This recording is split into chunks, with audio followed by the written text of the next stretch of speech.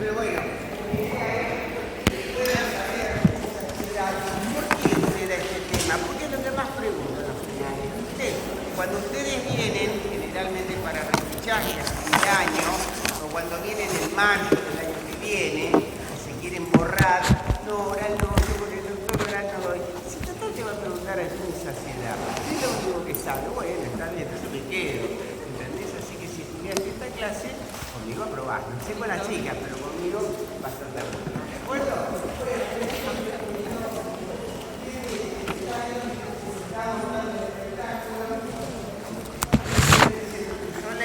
Pero vamos a tratar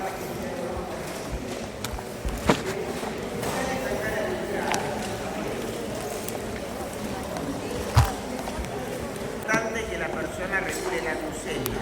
Simplemente porque si le baja la glucemia, la persona se desmaya, se cae en el andén del subte, se desmaya y la gente empieza. Y seguro que está falopeado. No, para mí que le bajó la glucemia, para mí le bajó la presión. Yo le traigo un café, el doctor House dice que no hay que moverle el cuello, tengan cuidado. El pobre hombre le bajó la glucemia por debajo de los 70, 110 miligramos por decilitro, que es el primer dato que hay que tener o saber como futuros profesionales de la salud. En segundo lugar, la glucemia es importantísima para mantener el estado energético de todos nuestros tejidos, pero en particular el tejido que es más voraz, el más dulcero, el más repostero de todos los tejidos es el cerebro. Aunque te parezca mentira, el cerebro es un bizcochuelo exquisita. Es decir, de alguna manera le encanta lo dulce y todo el azúcar, el 50% de la glucemia, mi amigo, pase usted al cerebro que lo estamos esperando con los brazos abiertos. ¿Por qué sucede eso? No es un capricho de que el cerebro le gusta la repostería fina, sino que es un tema que lamentablemente a través de la barrera hematoencefálica, sus pequeños poros no permiten el paso de ácidos grasos de cadena larga. De tal manera que si no me dejas llegar los ácidos grasos de cadena larga, que son la principal fuente de energía del corazón, del músculo esquelético, del riñón, y bueno, si no me dejan pasar los ácidos grasos, de algo tengo que vivir. Entonces el cerebro vive quemando glucosa y en segundo lugar vive quemando proteínas. ¿Por qué no quema grasas? Porque las grasas no atraviesan la barrera hematoencefálica.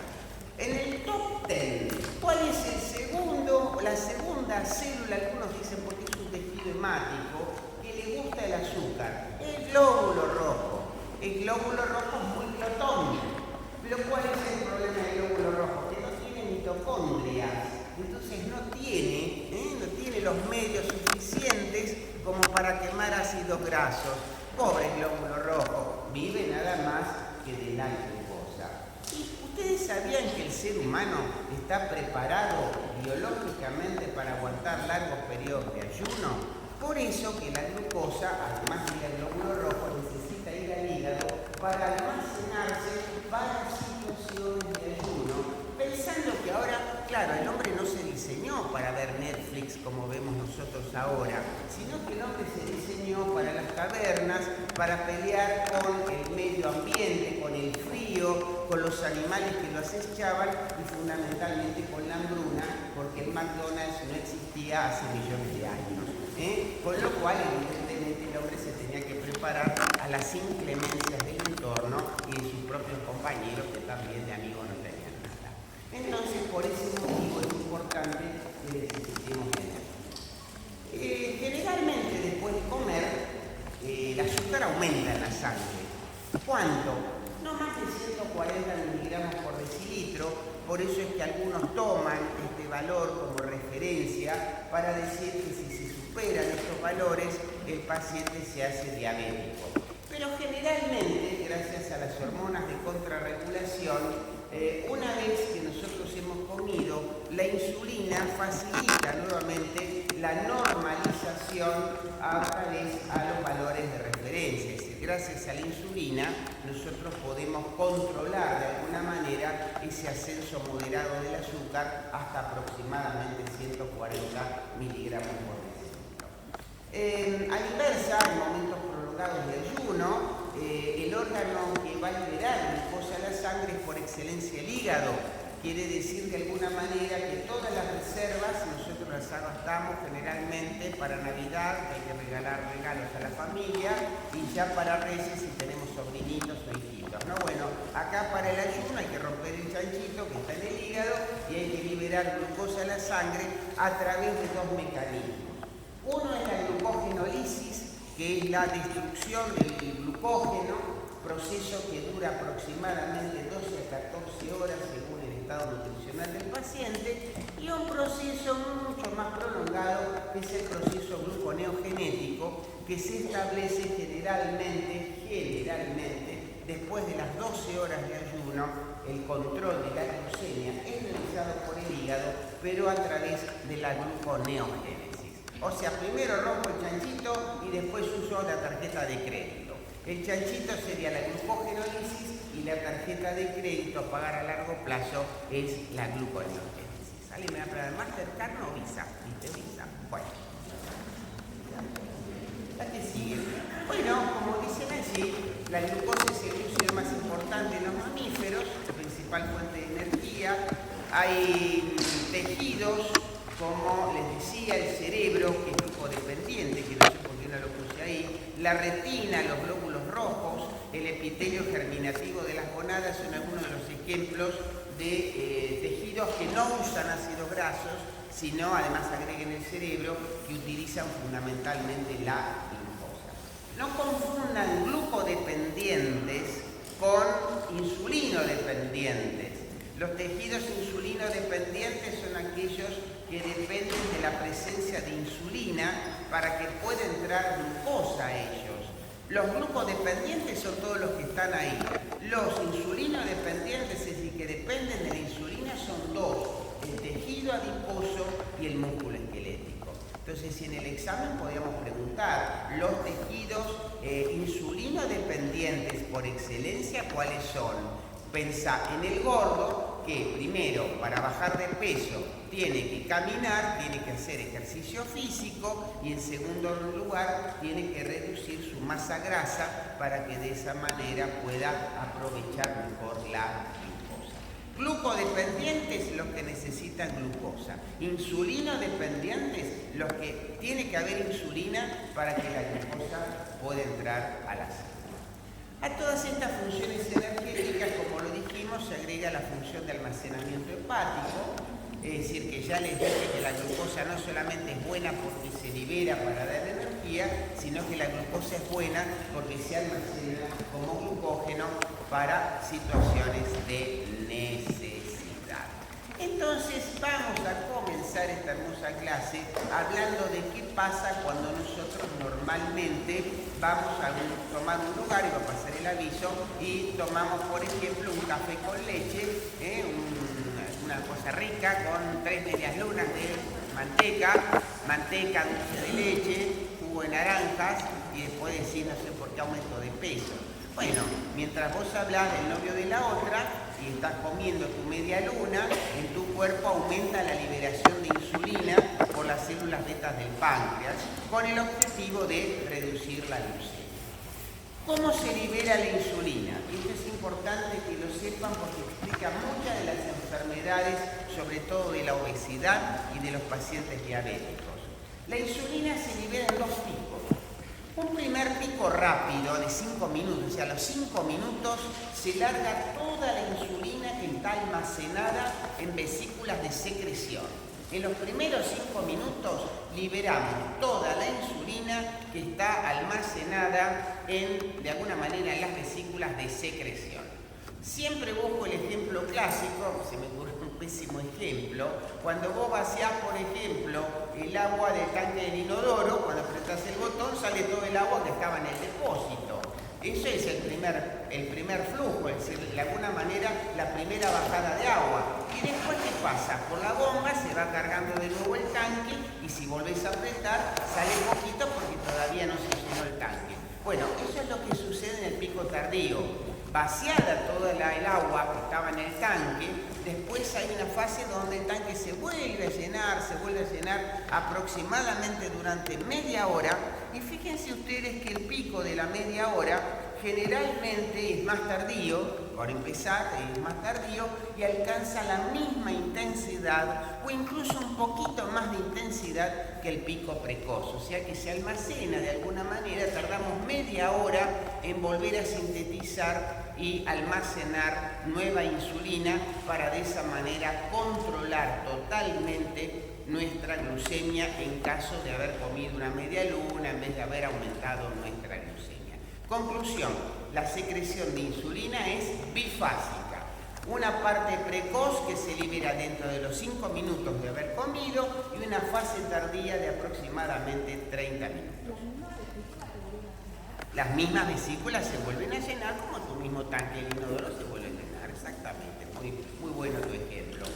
Entonces, ¿cuál es el problema de los pacientes diabéticos, por ejemplo, o cuál es el problema de los pacientes obesos? Bueno, los pacientes diabéticos y los pacientes obesos tienen en sí una menor capacidad de almacenar insulina en sus vesículas, de tal manera que su tanque de agua va a tener menos agua, la cantidad de insulina que se va a liberar va a ser menor, y entonces clásicamente cuando el obeso o cuando el paciente diabético come, generalmente hace un pico de glucemia muy alto, y después de los 30 minutos aproximadamente, recién allí la síntesis de insulina empieza a actuar y se va a manejar con ese pico tardío que por supuesto no le alcanza para compensar su nivel de glucemia y llevarlo a la normalidad.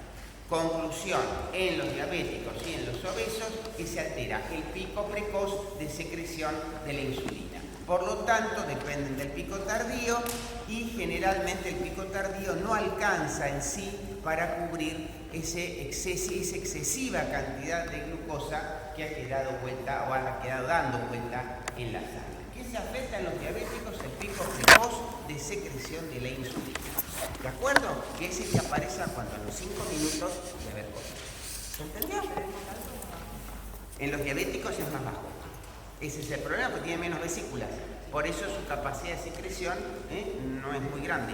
Tiene menos vesículas. Por ese motivo almacena menos y por eso su pico es más bajo. Por eso no alcanza a compensar.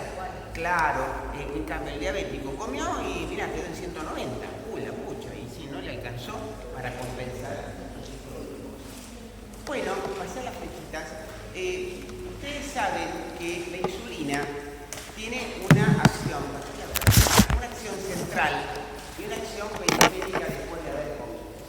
La acción central se ejerce sobre el hipotálamo a través de la modulación de toda una serie de factores de neuropéptidos, como el neuropéptido I, la melanocortina, el péptido agouti, son los que están escritos a la izquierda, la sorexina, factores psicológicos. Yo estoy muy ansiosa, creo que me embarazó mi novio y ahora estoy comiendo galletitas, una galletita cada 2 segundos, hasta que no paro. Bueno, es un factor psicológico de ansiedad, y ahí la insulina, mira que muchas se habrá pasado. Entonces ahí está, el factor ansiedad juega un papel muy importante en la secreción de la insulina. Por otro lado, los factores que disminuyen el apetito, las leptinas, que tienen que ver con la secreción de leptinas por parte del tejido adiposo, factores culturales, las dietas anorexígenas, la serotonina disminuye el apetito, el GLP-1 y últimamente van a ver un producto que se llama la victosa, que se usa mucho en la liraglutida para adelgazar, cuyo objetivo es de alguna manera es favorecer, de alguna manera les decía, la acumulación de este péptido GLP-1 que disminuye el apetito. Entonces es lógico, si disminuye el apetito, como menos, y si como menos, supuestamente debería bajar de peso. Y van a ver que fuera de la dieta, lo último que hay en obesidad es justamente la liraglutida, que es una sustancia química que estimula la síntesis de GLP-1 con la secreta idea de que a vos te disminuye el apetito y de esa manera no tenés hambre. Bueno, esta es una de las cosas clásicas que nos gusta tomar mucho en el examen, se lo voy a explicar muy despacito, cómo actúa la insulina sobre el centro de la saciedad. Es decir, vas a entender mejor por qué tenemos hambre y por qué no tenemos hambre. Había una vez un centro subcortical quiere decir que está por debajo del cerebro, que es el hipotálamo, debajo de la corteza cerebral, que es el hipotálamo, que tiene tres centros, o sea, tres núcleos, por así decirlo. El núcleo más viejo, arqueado, arcuato, el núcleo más medio, ni viejo ni nuevo, que es el núcleo paraventricular, y el núcleo más embriológicamente más moderno, que es el núcleo lateral. Muy bien. Entonces, había una vez un hipotálamo que tenía tres núcleos. Un núcleo arcado, que es el más viejito, uno más o menos madurito, que es el paraventricular, y uno más nuevito, que es el núcleo lateral. Muy bien. Resultó ser que después de comer mi media luna, mientras hablábamos mal de la novia del otro, entonces, ¿qué es lo que sucedió? Sucedió que la insulina sobre el tejido adiposo favoreció la secreción de leptinas, y estas leptinas generadas en el tejido adiposo inhiben la síntesis de orexinas y de hormona melanocortina, que son sustancias prohambre. Las orexinas y la melanocortina son sustancias prohambre. ¡Viva el hambre!, dicen estas. Entonces, ¿qué es lo que hacemos nosotros con la leptina? Pues está en rojo. Inhibimos la secreción de melanocortina y de orexinas. ¿Dónde se generan las leptinas? Las leptinas se generan en el tejido adiposo gracias a la acción de la insulina. ¿Dónde actúan? Actúan sobre el núcleo lateral del hipotálamo, reduciendo la secreción de orexinas. En griego, orexina significa comer. Entonces, de alguna manera, estas sustancias lo que favorecen es el hambre, la ganas de comer. Entonces, se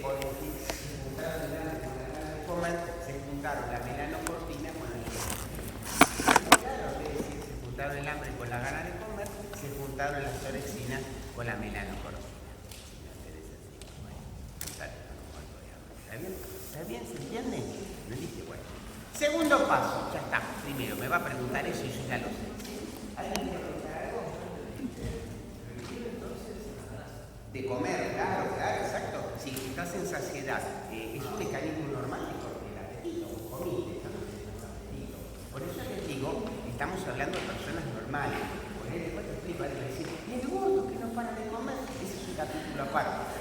Mirá, vas a ver que el gordito tiene una leptinoresistencia, hay una resistencia a la acción de las leptinas. Los receptores para leptina dicen, che, gordo, no tenemos ganas de trabajar y acá estamos durmiendo amablemente. Así que a correr, a mover la panza y dejar de comer.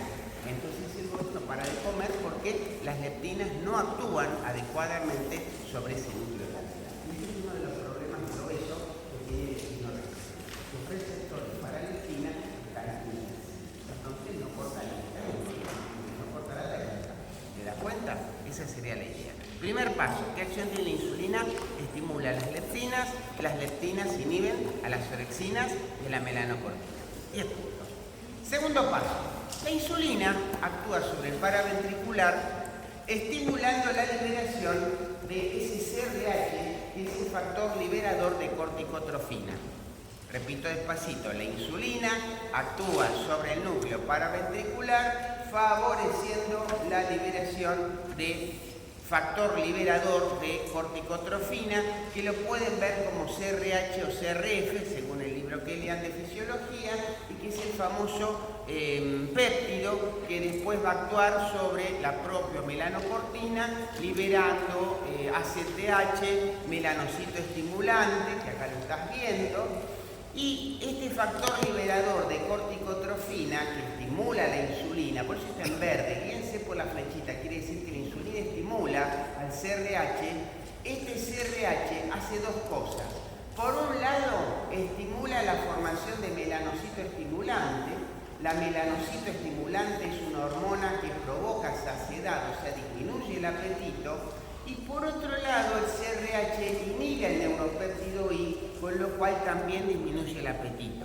El neuropéptido I es lo que alguna vez se dijo el péptido del hambre, que mucha gente dice, encontramos la forma de regular el apetito, y después fue una moda pasajera, porque como todo, después cayó en el olvido. Entonces, fíjate que piola, ¿no? El CRH inhibe el péptido del hambre, que es el neuropéptido I, y estimula la melanocito estimulante, que provoca saciedad, con lo cual es el segundo mecanismo de regulación central del apetito. La idea es no comas más, nena, porque ya estamos llenos. Esa sería la idea. Segundo mecanismo, insulina, estimula sobre el paraventricular CRH. CRH inhibe el neuropéptido I y estimula la melanocito estimulante, con lo cual eso favorece la saciedad. Saciedad quiere decir no quiero más, no doy más. ¿Está bien? Bien. Tercer paso, la insulina estimula la secreción de serotonina a nivel del paraventricular, es esa S que está ahí abajo. ¿Y qué es lo que hace la serotonina concretamente? Normalmente, ¿por qué la serotonina está en rojo? Porque la serotonina normalmente inhibe un subnúcleo de avidez por los glúcidos que está situado en la porción más, diríamos, más basal del paraventricular. Núcleo de avidez por los glúcidos se llama, que es esa tendencia, ay, me comería algo dulce, un chocolate, me comería, a ver qué puedo hacer, un mousse de chocolate, una torta, quiero algo dulce. Bueno, ese quiero algo dulce tiene su centro, su representación en la parte basal del hipotálamo, y fíjate por qué la S está en rojo, porque la serotonina inhibe a ese centro de avidez por los glúcidos. De tal manera que la insulina, estimulando a la serotonina frena al centro de avidez por los glúcidos, con lo cual, che, traes con la torta de chocolate, ay, qué asco, estoy saturada, ¿viste? No quiero más nada, ya con lo que comí, suficiente. ¿De acuerdo? Incluso es esa sensación de repugnancia cuando comiste torta de mousse de chocolate, no digas que voy a vomitar. Bueno, entonces tenés activado la secreción de serotonina. Por otro lado, acá, que no se ve mucho, está la noradrenalina, la excitante noradrenalina, en todo el sentido, la excitante noradrenalina que estimula el centro de avidez por los glúcidos. Mañana tengo parcial y estoy re excitada, me comería 400 paquetes de galletitas, me fumaría 400 patados de cigarrillos y me comería, no sé, el perro, no sé, el dog, me lo comería hasta con los dientes. Bueno, fantástico. Ese centro de avidez por los glúcidos está estimulado por la noradrenalina. Acá debería ser NA. Noradrenalina, en situaciones de estrés se nos da por comer. Es la ansiedad, te da por comer, la ansiedad por saber si estás embarazada. Y ahí aumentas de peso. No, pero el embarazo no se cambia todo. No sé qué. Bueno, ahí está. Listo, ¿se entendió hasta ahí? Sí. ¿Cómo se llama el factor liberador? ¿Sí? Factor liberador de corticotrofina, CRF o CRH, algunos ingleses dicen hormona liberadora. Acordate, C corticotrofina, R release, liberar, H podés tenerlo como hormona y si le pones F factor es exactamente lo mismo. ¿Está bien? ¿Se entendió? ¿Cómo? Melanocito estimulante, alfa melanocito estimulante. Última vez que repito, 3 acciones de la insulina, 3 porque me las va a preguntar en el parcial. Number 1, la insulina favorece sobre el tejido adiposo la secreción de leptina. Las leptinas inhiben a la dupla melanocortina-orexinas. Number 2, la insulina estimula la liberación del factor liberador de corticotrofina, que inhibe el neuropéptido I, alias el péptido del hambre, y estimula a la hormona melanocito estimulante que provoca saciedad. Number 3, la insulina estimula la serotonina sobre el paraventricular y la serotonina inhibe al núcleo de avidez por los glúcidos. Más clarito, comento.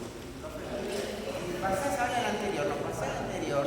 Ahí está, y ahí integran, mirá, neuropéptido I aumenta el apetito, la melanocortina aumenta el apetito, las piorexinas aumenta el apetito, ahí ya tenemos, la serotonina inhibe el apetito, ¿se dan cuenta? Lo que vimos lo tienen escrito ahí, no puse nada.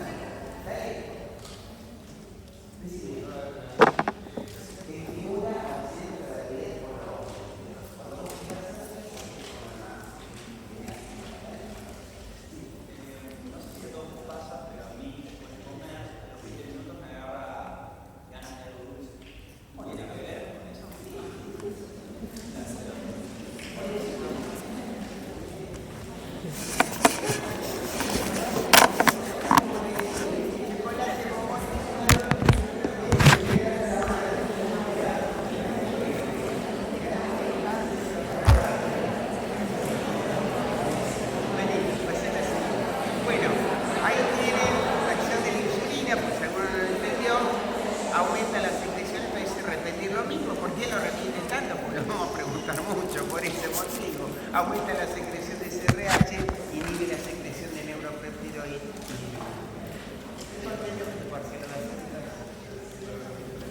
Bueno, regulación de la glucemia. Esto es así. Vamos a la regulación periférica. Eso fue central. ¿Qué hacemos con el apetito? Bueno, ahora ¿qué haces con mi adiposo? ¿Qué haces con mi cerebro? ¿Qué haces con mis células? Bueno, el aumento transitorio de la glucemia estimula las células beta del páncreas para aumentar la secreción de insulina, y cuando vos te posesiones para un final oral, lo primero que me tenés que decir, aumenta la secreción de la insulina en la medida que disminuye de alguna manera, si estamos en una situación de saciedad, disminuye la secreción de glucagón. Por lo tanto, si aumenta la insulina y cae el glucagón, aumenta el denominador, y cae el numerador, la relación glucagón-insulina en este caso disminuye. ¿Por qué? Pues insisto, aumenta la secreción de insulina. Muy bien. Apretar el botoncito que aquí la tenemos.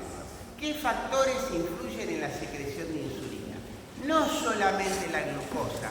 Es decir, la idea es, no pienses que solamente la glucosa aumenta la secreción de insulina.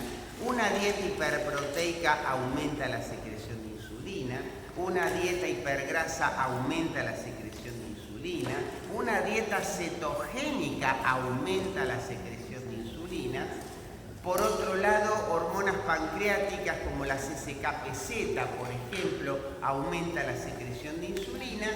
Y los neurotransmisores autonómicos juegan a la milanesa. ¿Qué quiere decir a la milanesa? Hay un ratito con vos y un ratito con la otra, ¿entendés? Es decir, por un lado la adrenalina, por un efecto alfa-2, en una situación de saciedad, por ejemplo, bloquea la secreción de insulina. Alfa-2 está en rojo, quiere decir que inhibe la secreción de insulina, y a través de un efecto beta-adrenérgico, por ejemplo, en una situación de estrés, estimula la secreción de la insulina.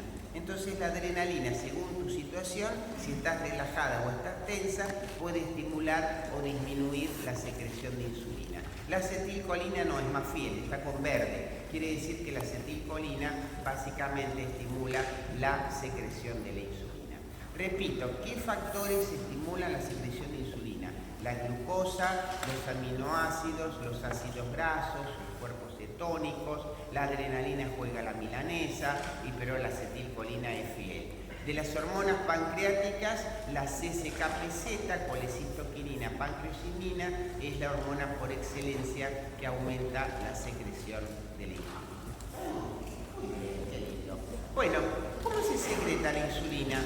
Eso es un clásico, hace mucho que se viene repitiendo, no ha habido, vos lees los libros de la última generación y sigue todo tan igual. Dice que esta es la célula beta del páncreas. Había una vez un aumento de la glucemia. Ese aumento de la glucemia en la célula beta pancreática es reconocida por un glucostato, que es el GLUT2. El GLUT2 es como un glucostato que detecta, aumenta la glucemia, aumenta la glucemia, aumenta la glucemia. ¿Y qué es lo que hace el GLUT2?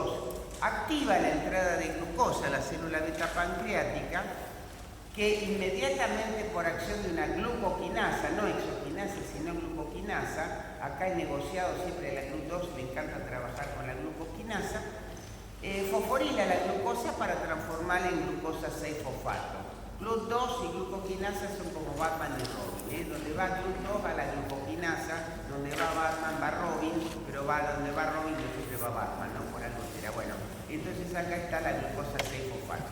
La glucosa 6-fosfato hace glucólisis, por eso aumenta la relación ATP-ADP, hace glucólisis. Todo en verde significa favorece la glucólisis, esto aumenta la producción de ATP y el aumento de la producción de ATP bloquea canales de salida del potasio.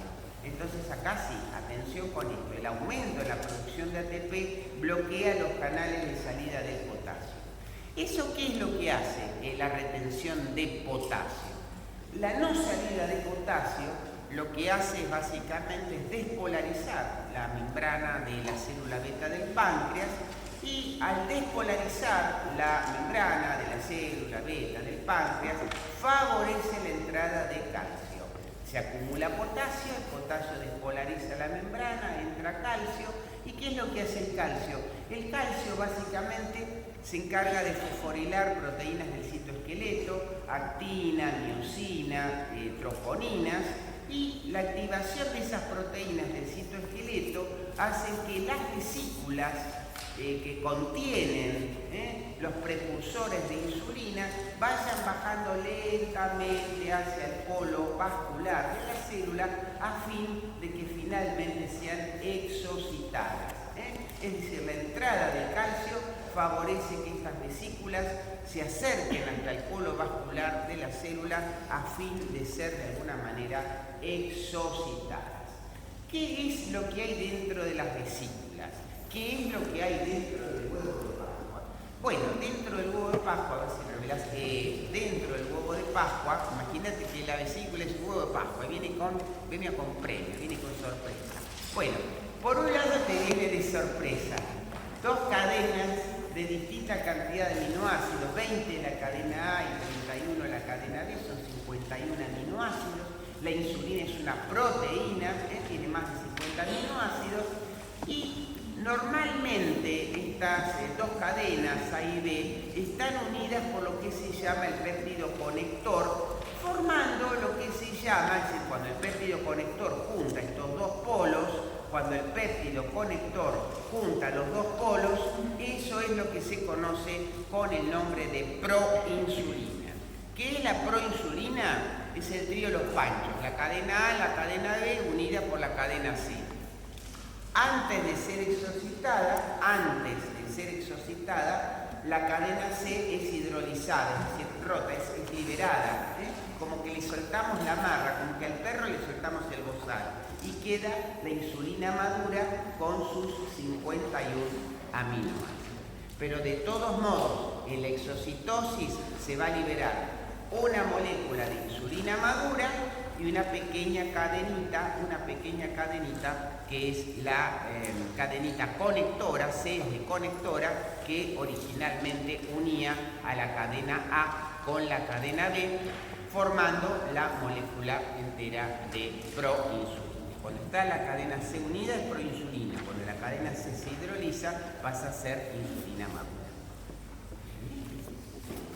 Comas, se juntan, comas, se separan, comas, se liberan la insulina y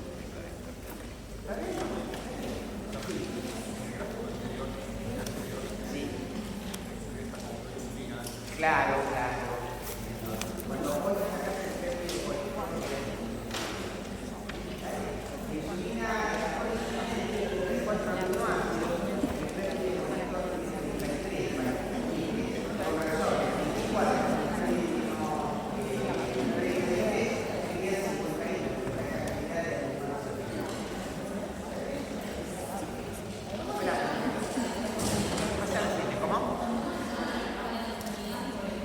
proinsulina. Cuando está todo el grupo unido es proinsulina. Cuando el grupo se separa dejan de ser los VGs y se llaman entonces insulina madura. ¿Está bien? Bueno, receptor insulina. Se liberó la insulina. ¿Cómo? Insulina madura, se entiende. El péptido C, chau, se fue, se perdió, no sirve para nada. Después es hidrolizado. Entonces, ¿qué hace la insulina? La insulina se va a unir a receptores que están generosamente distribuidos, como te imaginarás, en el tejido adiposo, en el músculo esquelético. Y esos receptores, básicamente, están formados por dos tipos de subunidades, que son las subunidades alfa y las subunidades beta. Todo este receptor tiene una génesis, está codificado en el cromosoma 19, es decir, el brazo largo del cromosoma 19, lo puedes jugar a la quinela, mañana sale el cromosoma 19, ahí está, y consta de 4 cadenas polipeptídicas, que acá si yo les preguntara si hay estructura cuaternaria, me van a decir never in the life, nunca en la vida, porque las cadenas acá, como ustedes ven, están unidas por puentes disulfuro. Los puentes disulfuro son covalentes y por lo tanto le quitan plasticidad y le quitan movimiento a las cadenas polipeptídicas, como sucedía en la inmunoglobulina. La idea es así. 2 moléculas de insulina, ¿por qué 2? Porque cada una se une a cada subunidad. Acá viene insulina y acá viene insulina. Son 2 moléculas de insulina, el cupo es 2 moléculas de insulina por cada receptor de la misma. Cada insulina que entra acá activa la subunidad alfa, la subunidad alfa activa la subunidad beta y la subunidad beta tiene la capacidad de tomar fósforo del interior de la célula y autofosforilarse. Esto es como un autoservice. Yo entro al supermercado y me sirvo lo que quiero. Yo entro a la célula, agarro el fósforo, me lo pongo en los bolsillos y ya soy una subunidad beta activa, autofosforilada. ¿Qué es lo que hace la subunidad beta autofosforilada? La subunidad beta autofosforilada concretamente abre de alguna manera transportadores de la glucosa, por ejemplo del adiposo, por ejemplo del músculo esquelético, que son los famosísimos GLUT4, permitiendo la entrada de glucosa al citoplasma. En última instancia, la insulina, por todo este despelote, lo que hizo es favorecer la entrada de glucosa mediante la apertura de los GLUT4, que son los transportadores que a favor, como saben ustedes, de la difusión facilitada, favorecen la entrada de glucosa al citoplasma. Esto hace la insulina. Yo te lo conté prácticamente en los títulos. Si nosotros vamos a la minucia, pero ahora, por supuesto, esto es lo que va a venir ahora, no lo dice, pero quiero explicarles una cosa interesante, más detalladamente, o sea, con minucia, ¿viste? Con más chisme. En realidad, la subunidad beta activada activa 2 tipos de proteínas sensibles a la acción de la insulina y activan proteínas del grupo RAS. 2 cosas importantes de la insulina que es poco sabida. Todos nosotros conocemos lo que hace la insulina a nivel metabólico. Síntesis de proteínas, síntesis de glucógeno, activación de GLUT4, activación de la vía de las pentosas, activación de la glucólisis. Pero muy poco sabemos que a través de la activación de proteínas RAS, con la ayuda de una MAP quinasa, la insulina también tiene que ver con el crecimiento y la diferenciación celular, es decir, con la mitogénesis. Y mitogénesis significa la mitosis. La mitosis es la división celular. Entonces, sin entender mucho de la materia, a la pucha, o sea que la insulina tiene, mirá vos, un efecto como factor de crecimiento.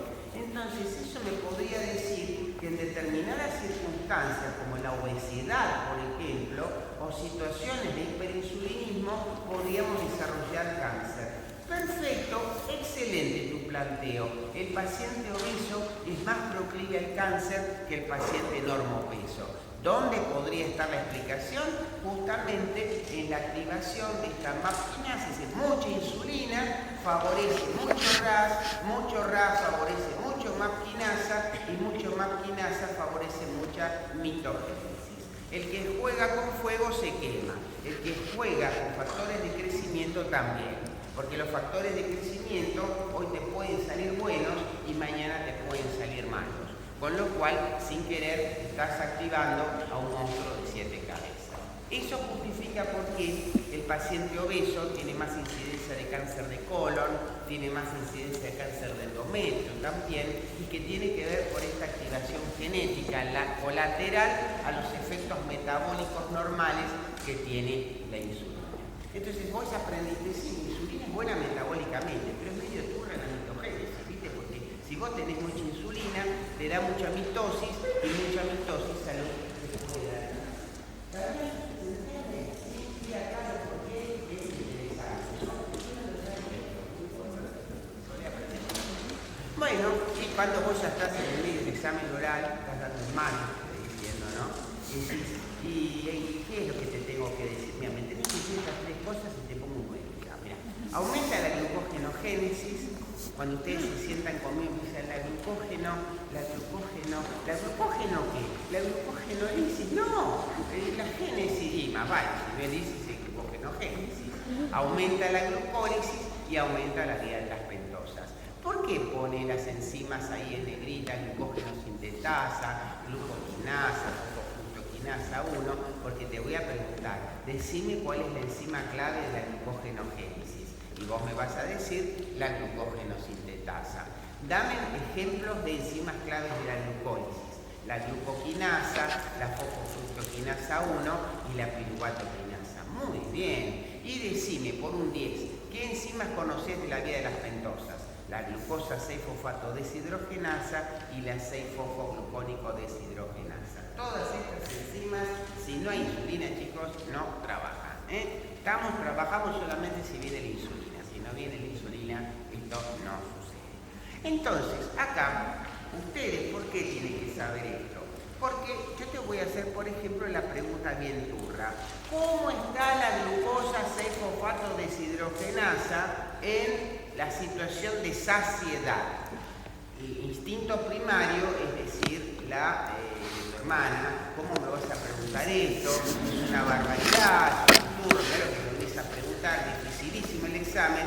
Y yo ingenuamente te estuve preguntando cómo está la vía de las pentosas en la saciedad. Es exactamente lo mismo. Lo que pasa es que si te pregunto la vía de las pentosas, es como te pregunto el caballo blanco de San Martín. Entonces, para hacértelo más difícil, a ver, la glucosa 6-fosfato-deshidrogenasa, ¿qué salió? Bueno, salió de la vía de las pentosas. Conclusión, si yo te pregunto cómo está la vía de las pentosas en la saciedad, es igual que si te pregunto cómo está la glucosa 6-fosfato-deshidrogenasa en la saciedad. ¿Cuál es la conclusión? Tengo que saber la enzima. Y claro, por eso lo estoy explicando. ¿Entendés? Esa es la idea. Entonces no se horroricen cuando yo les ponga en la saciedad. Aumenta la actividad de la glucosa 6-fosfato-deshidrogenasa. Aumenta la actividad de mi perro Leoncito. Baja la actividad de mi perra Ernestina. Todas son correctas. Obviamente aumenta la actividad de la glucosa 6-fosfato-deshidrogenasa. Para la gente que tiene ganas. Entonces, de la glucogenogénesis hepática, que es una hermosa oportunidad para repasar, normalmente las glucosas se van acumulando una al ladito de la otra gracias a la enzima glucogenosintetasa. Cuando tengo muchos platos que se me están por caer, viene una transferasa que dice, dame que esta pila se va a derrumbar, corta de alguna manera toda esta larga cadenita y la redistribuye en otra cadena donde solamente vamos a necesitar de una enzima ramificante para que se pueda crear de alguna manera el enlace alfa 1,6. Esto es la anécdota, lo que me interesa es la siguiente, que esto sí es capital. La glucogenosintetasa tiene dos formas de regulación, una inactiva que está fosforilada y una activa que está sin fósforo. La insulina lo que hace es estimular a esta fosfatasa, favoreciendo el pasaje de la forma inactiva a la activa. La insulina dice, che, fosfatasa, despertate, porque es necesario sintetizar glucógeno. Y glucógeno, sintetízate. Es decir, de alguna manera, la glucogenosintetasa activa es la que activa, valga la redundancia, la síntesis de glucógeno. El trabajo, si esto lo hace River, esto lo hace Boca. El ayuno, la quinasa te lo va a frenar. Es decir, el glucógeno glucagón va a estimular esta quinasa, pero esto ya es ayuno, ya esto es otro capítulo, favoreciendo la inactivación de la glucógeno sintetasa. Conclusión, en la saciedad la insulina favorece la actividad de una fosfatasa que, gracias a la modificación covalente, de forma inactiva la hace activa y entonces sintetizamos glucógeno. La idea es que en periodos de bonanza, cuando nos da el cuero para comer, almacenamos para cuando lo necesitemos en situación de desbonanza. Es decir, que estemos en ayuno o que estemos en ayuno. Bueno, la glucólisis es de alguna manera, eso es importante. Toda la glucosa absorbida que pasa por el hígado sigue tres cosas. Primero, en importancia, es decir, como si vos decís, ¿cuál era el Beatle más importante? Bueno, ahí puedo empezar a pelear, uno dice Paul McCartney, otro dice John Lennon, ¿viste? Según los gustos, pero acá no se pelea. ¿Cuál es la vía más importante? La síntesis de glucógeno. Punto. ¿Cuál es el número 2? El Ringo Starr. Bueno, la glucólisis. Ya Ringo Starr no es como Paul McCartney. Bueno, la glucólisis ya no es como la síntesis de glucógeno. También canta, como el diablo, pero canta igual. Entonces, la glucólisis es la segunda vía en orden de importancia y después de la glucólisis, en menos importancia todavía, la vía de las pentosas.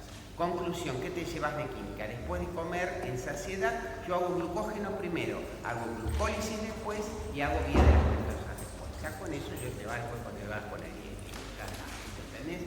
Bueno, la glucólisis, piripipí, la degradación de la glucosa, se hace en todos los tejidos, se hace... Siempre la glucólisis, como te decía, puede ser energía pura para el cerebro, para el hígado.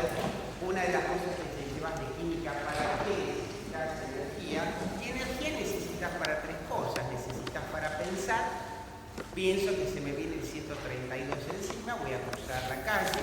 Necesito energía para contraer mis músculos, me voy a hacer la suicida, voy a cruzar 2 segundos antes que pase el colectivo y corro. Esa es la segunda función energética que tiene la energía. Y en tercer lugar, una vez que estás del otro lado del Paraguay y salvaste tu vida, empezás a sintetizar, es decir, almacenar glucosa de nuevo para otra locura nueva a futuro. Conclusión, la energía sirve para pensar, para contraer los músculos y para proceso de biosíntesis. En el músculo esquelético la energía tiene un regalito que es el lactato, que puede hacer el ciclo de Cori y de esa manera recuperar parte de la glucosa quemada en el músculo esquelético. En el glóbulo rojo podemos hacer 2,3-DPG con todo el speech, que el 2,3-DPG disminuye la disociación de la oxihemoglobina y por eso la curva se va a la derecha. Y en el adiposo la glucólisis da dihidroxiacetona fosfato, que permite la formación de glicerol fosfato, y el glicerol fosfato es el que me permite sintetizar triglicéridos y que el cinturón no me abroche. Básicamente el adiposo tiene que ver con la presencia de dihidroxiacetona fosfato que va a la formación de glicerol fosfato.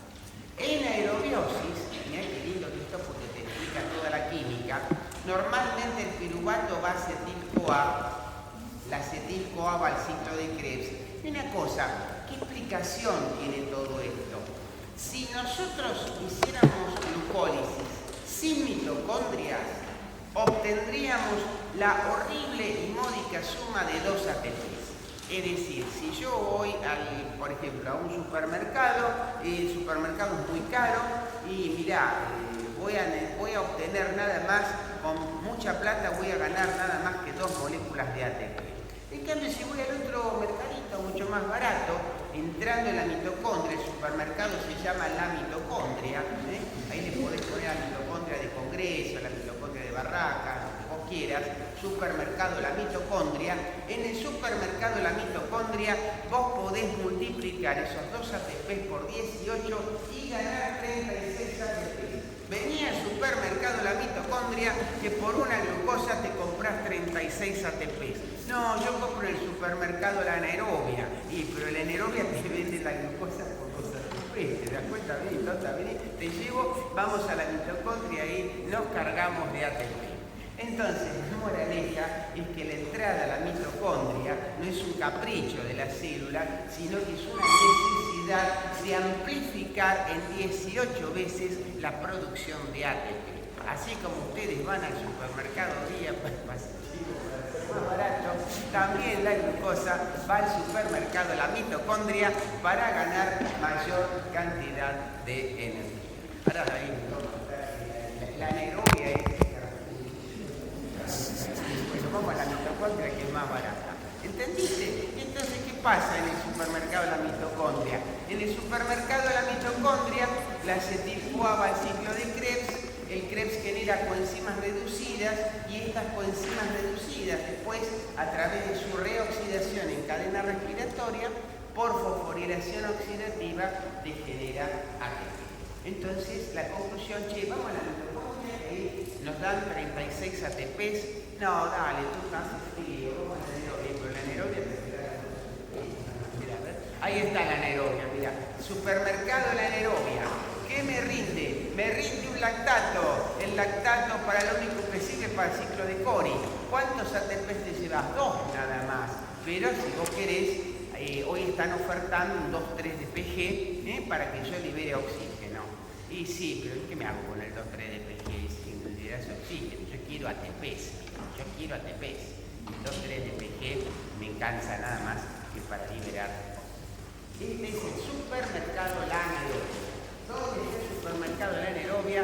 En el glóbulo rojo y en el músculo esquelético. ¿Dónde está el supermercado de la aerobia? En todos los tejidos menos el músculo esquelético en contracción y el glóbulo rojo. ¿Está bien? ¿Viste qué fácil? Ahora cuando... Bueno, en el hígado la glucólisis es otra cosa importante, da energía. El exceso de energía va vía de las pentosas, genera triglicéridos. Y un dato que es importante, con el exceso de glucosa, lo que no fue a glucógeno, lo que no fue a glucólisis, va a vía de las pentosas. Y lo que va a vía de las pentosas, te cuento, no es buena noticia. ¿Sabes por qué no es buena noticia? Porque va a triglicérido. ¿Por qué no es buena noticia? Porque el triglicérido va a VLDL. ¿Y por qué no es buena noticia? Porque si vos haces una dieta muy hiperglucídica, tanta vía de las pentosas, tanto ácido graso libre, tanto triglicérido suelto, tanta VLDL, me va a llevar a un hígado graso. Una de las formas de llegar al hígado graso es haciendo dietas hiperglucídicas. ¿Entendés? Ya sé, me vas a decir por el alcohol, también el alcohol, por comer mucha grasa, por comer mucha grasa también, pero una dieta hiperglucídica me puede llevar a un exceso de VLDL en la sangre. Cuando un paciente gordito viene a nuestro consultorio, lo primero que le preguntamos es cómo andamos con las harinas. ¿Por qué? Y básicamente porque las harinas tienen glucosa, la glucosa genera vía de las pentosas, el exceso estoy hablando. Y como ustedes bien saben, la harina es lo más importante de nuestra alimentación, por lo menos a nivel gusto. Alimentos que tengan harina, bueno, pasta, pizzas, empanadas, hojaldres, facturas, galletitas, bueno, para la mano. Es decir, de alguna manera, casi nuestra dieta fundamentalmente es rica en harina. Si te doy a elegir entre 4 canelones con salsa casera y un pobre pescado hervido, encima de males con una papa, no, dame los canelones. Saludablemente pescado. Una pregunta. Por ejemplo, de 100 glucosas, ¿cuántas van a... ¿Cómo? Perdóname, Por ejemplo, de 100 glucosas, ¿cuántas van a almacenarse como glucógeno? Muy bien, muy linda pregunta. Yo te diría 60 van a, muy buena pregunta, glucógeno. 30 van para glucólisis, y la mitad. Y 10 van para vía de las pentosas. El problema es si vos haces una dieta muy hiperglucídica, muy rica en harinas, y bueno, lamentablemente vas a hacer mucho vía de las pentosas y eso te va a favorecer la síntesis de ácido graso. Eso es lo lindo de que tiene la bioquímica. Cuando vos tengas un paciente con mucho triglicérido, obviamente le vas a tener que restringir los hidratos de carbono, porque ya sabés que el exceso de hidratos de carbono, te vas a tener que sacar las pastas, las harinas, la pizza, el hojaldre, te van a generar muchas pentosas y eso te va a generar muchas VLDL. Las otras fuentes de VLDL son las grasas, obviamente, y el alcohol. El alcohol, ya vamos a ver, hay una clase de alcohol, va a generar, como van a ver ustedes, triglicéridos, y los triglicéridos van a ser VLDL. ¿Está bien? Dime.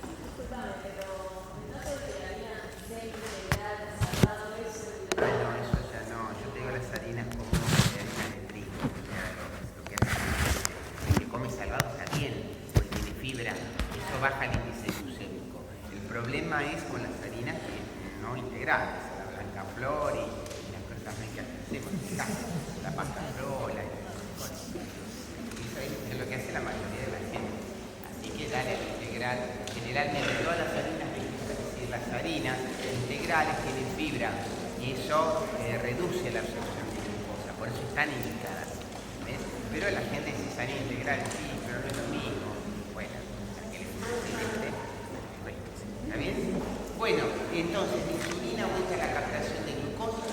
Esos dos tejidos son insulino dependientes. Los tejidos insulino dependientes dependen del GLUT4. Entonces, si yo te digo, ¿qué tejidos son insulino dependientes?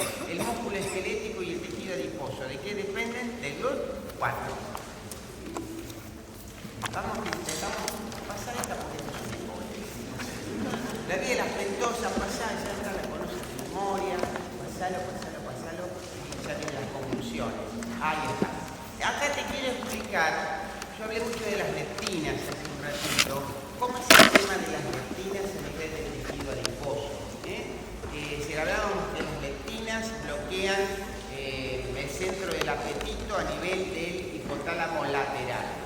Cuando nosotros comemos, la secreción de insulina que aumenta genera básicamente la activación de una enzima que está en la puerta de los tejidos extrahepáticos que se llama la lipoproteína lipasa. Abre la puerta de entrada, la lipoproteína lipasa, pero cierra la puerta de salida, que es la lipasa hormonosensible.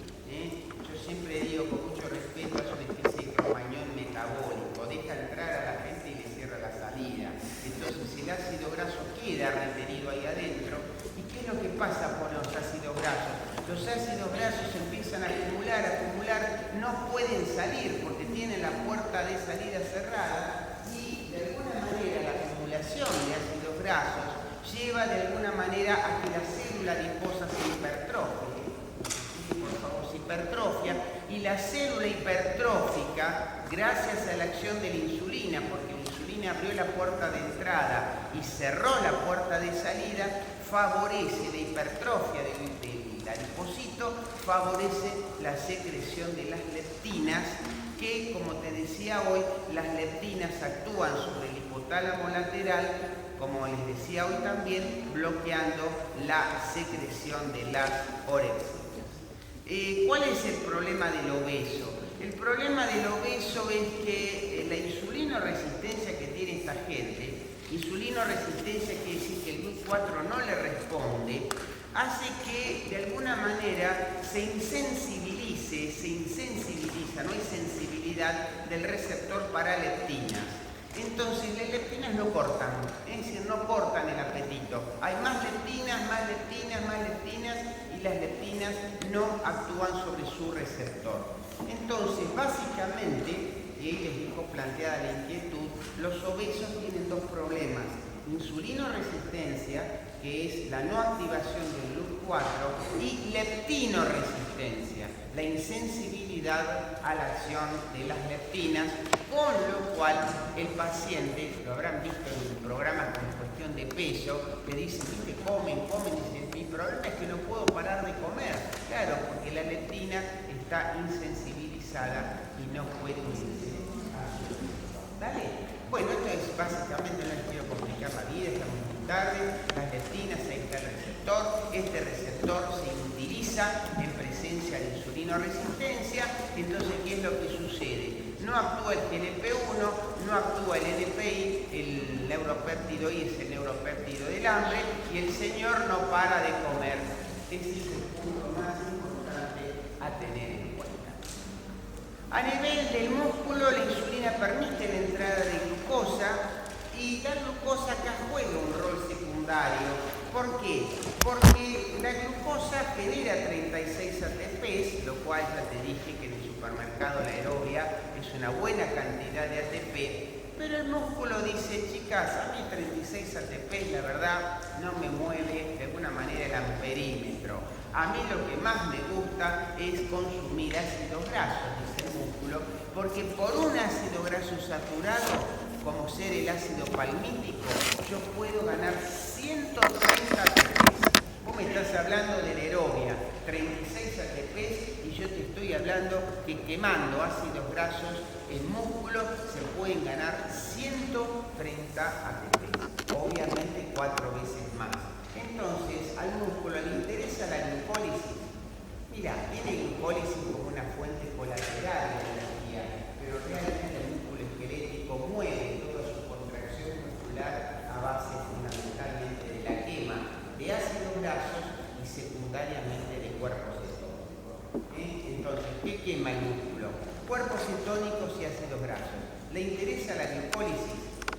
Se va y me viene. ¿Cómo salió tal equipo? ¿Qué sé yo? Como yo no soy hincha, no me interesa. Tiene como importancia a nivel metabólico. Y finalmente, ya integrando, es para la selfie, ¿no? Acá tenés finalmente en saciedad todas las acciones que tiene la insulina. 1. Aumentar la captación de glucosa en músculo esquelético y tejido adiposo. 2. Favorecer la glucogenogénesis para reserva energética. 3.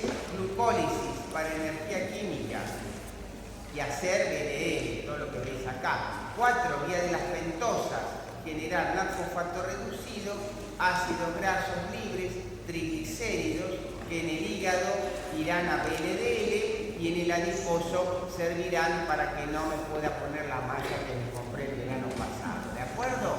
Y acá tengo la BLDL que se metaboliza en sangre por la lipoproteinipasa, AIDL, y por la lecitincolesterolasa transferasa en LDL. Por lo tanto, mientras ustedes copian amablemente, con esto acabamos con el mito de que los triglicéridos son inocentes.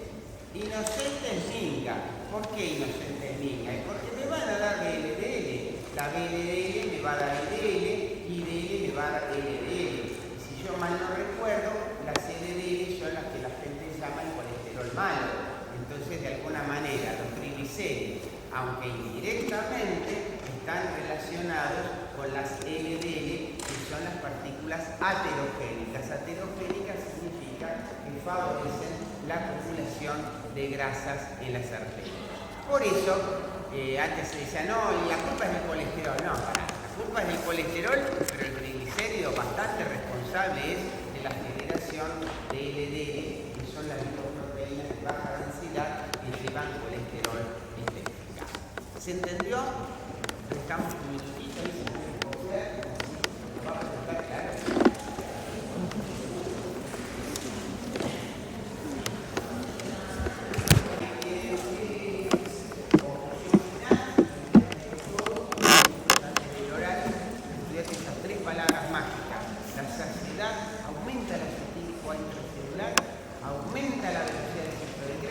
Aumenta la actividad de la cadena respiratoria, aumenta el ATP y aumenta las ganas con que apruebo la bioquímica. Listo, ya está. Listo. Probaste esto, chao, está. Y ahí se terminó saciedad. Se terminó. ¿Sí? ¿Quedó claro? ¿Qué hago con mi glucosa? Glucógeno primero, 60%. 30% glucólisis y 10% vía de las pentosas. Si usted come mucho, si usted va a La Habana todos los días, se desayuna un café con leche, con 3 sobrecitos de azúcar, una baguette de chocolate y dulce de leche.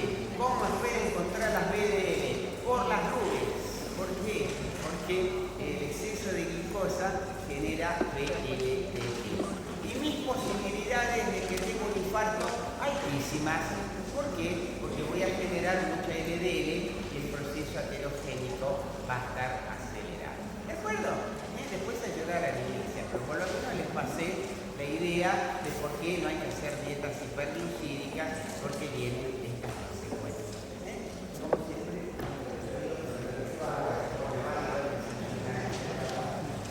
usted dijo, cuando diga eso, yo vos negro, no es foto.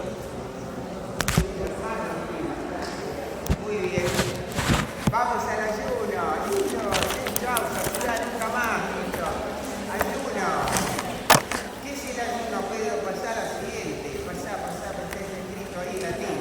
Ayuno de latín ayunum es abstenerse total o parcialmente de comer o beber.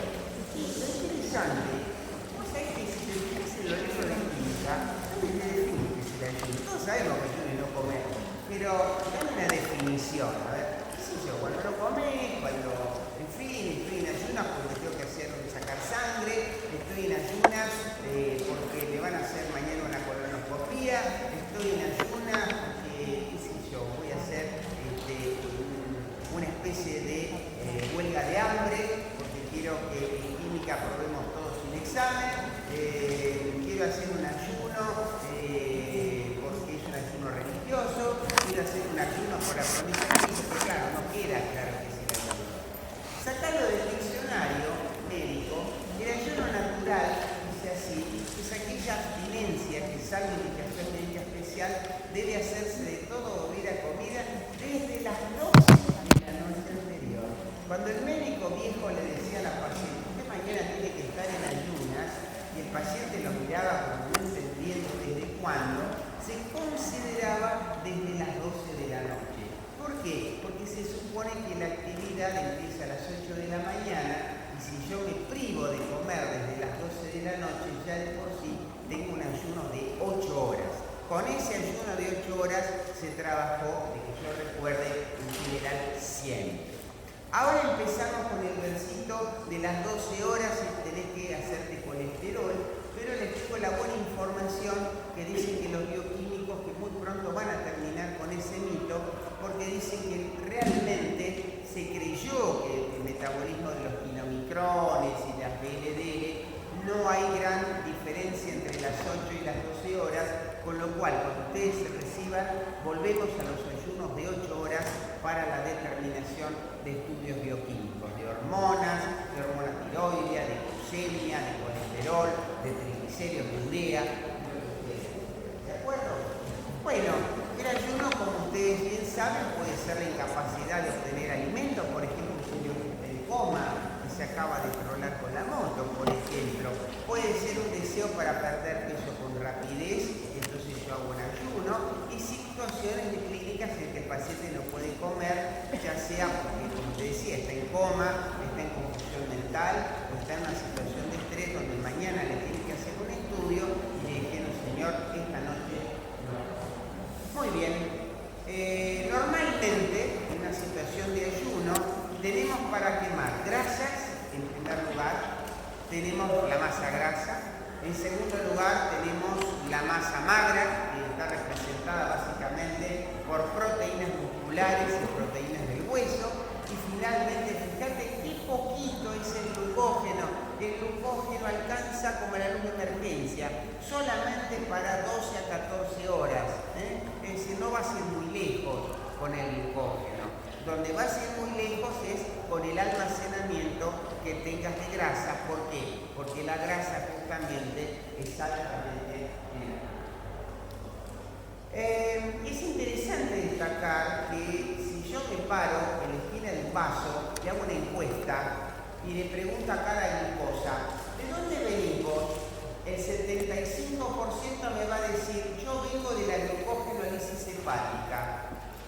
Y un 25% me va a decir, yo vengo de la gluconeogénesis. Hacemos una encuesta, boca de urna, ¿vos de dónde venís? De la glucogenólisis hepática, me dice la glucosa. 75%. Y un 25% me dice, yo vengo de la gluconeogénesis. Y hago una segunda pregunta, está bien, ya sé de dónde viene. ¿Y para dónde van? El 50% me dice, vamos para el cerebro, porque ahí el cerebro la pasamos bien, gran joda, todo reciben con los brazos abiertos las neuronas y aplauden cuando entramos. Perfecto. Un 25% dice, no, yo voy al riñón, yo voy al corazón, y otro 25% dice, vamos al núcleo esquelético y vamos al tejido adiposo. Sobre muchos no hay nada escrito, pero lo importante es que el 50% va al cerebro y lo importante es que el 75% proviene de la glucogenólisis hepática. Ese es el dato más importante. ¿De dónde venís? Del glucógeno hepático. ¿Para dónde vas? Fundamentalmente para el cerebro, por lo que habíamos explicado hoy como dato a tener en cuenta.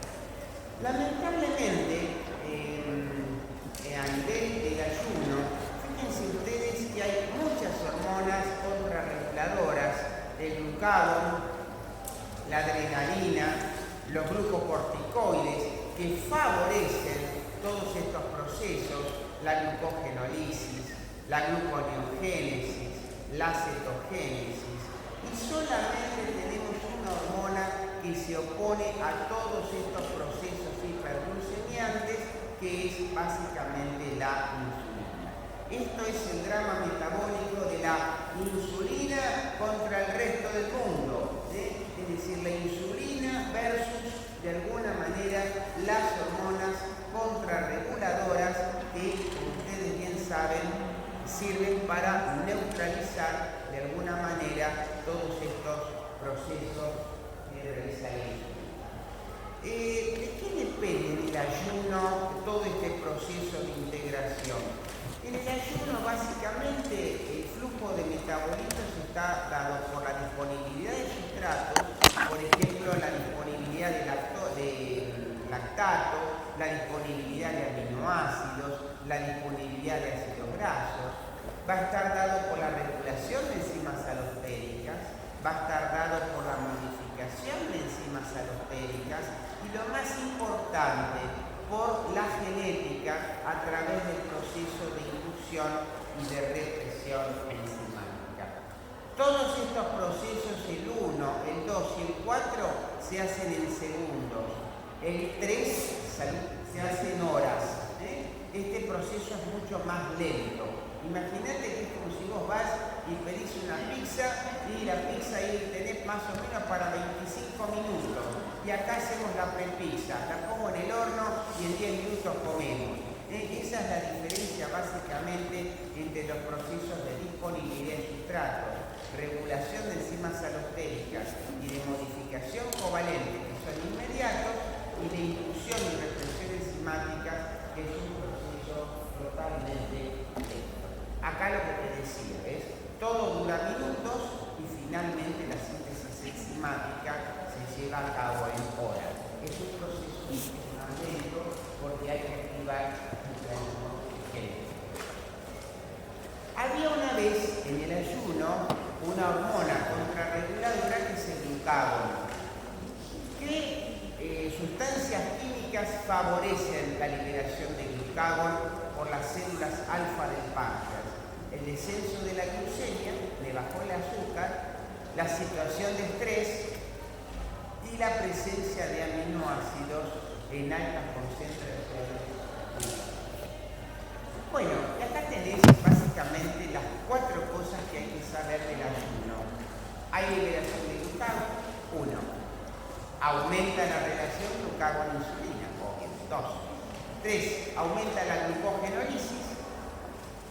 Hay liberación de glucocorticoides, hay aporte de sustratos gluconeogenéticos y tiene gran participación el ciclo de Cori y de la alanina. Acá habría que agregar, glucogenólisis como mecanismo también importante, liberación de glucocorticoides, el aporte de sustratos gluconeogenéticos, el ciclo de Cori y el ciclo de la alanina.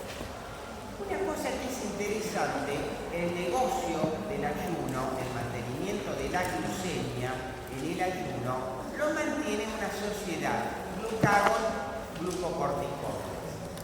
Generalmente el glucagón mantiene la glucemia durante las primeras horas del ayuno, generalmente a partir de la 4ª hora de haber comido. 4 horas después de haber comido, comienza este cambio metabólico que implica una gran secreción de glucagón. El glucagón actúa sobre el glucógeno hepático. Entonces, a medida que se va agotando el glucógeno hepático, fíjate cómo va cayendo la secreción de glucagón. Pero en ese momento, concretamente, el mantenimiento de la glucemia ante la caída de la secreción de glucagón es el aumento de la secreción de los glucocorticoides. Entonces, los glucocorticoides mantienen la glucemia cuando el glucagón se va apagando. Cuando se van agotando las reservas de glucógeno. Y bien podrías decir que el glucagón es una hormona fuertemente glucógeno. Un ejemplo más sencillo, la famosa fábula de la liebre y la tortuga. Mira la liebre, pica en punta y después, por la gran ventaja que saca, se queda dormida. Y la tortuguita despacito la va alcanzando y después la supera. La tortuga son los glucocorticoides. Y acá voy a poner la liebre.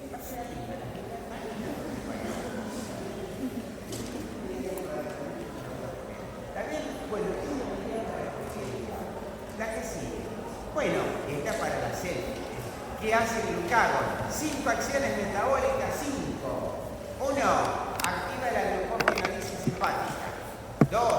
Actúa la gluconeogénesis. Activa la gluconeogénesis. 3. Activa la lipólisis. 4. Aumenta la beta oxidación. ¿Y cuál es la quinta? Sí, pica, lo que van a decir la cetogénesis. Pero ahora te voy a explicar por qué aumenta la cetogénesis. El tema es así.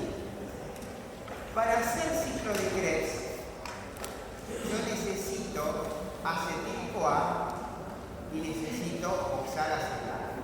Para hacer ciclo de Krebs, necesito acetil-CoA y necesito hacer oxalacetato. Resultó ser que todo el oxalacetato va para la síntesis de glucosa. Entonces el oxalacetato se enamora de la gluconeogénesis y se va para la gluconeogénesis.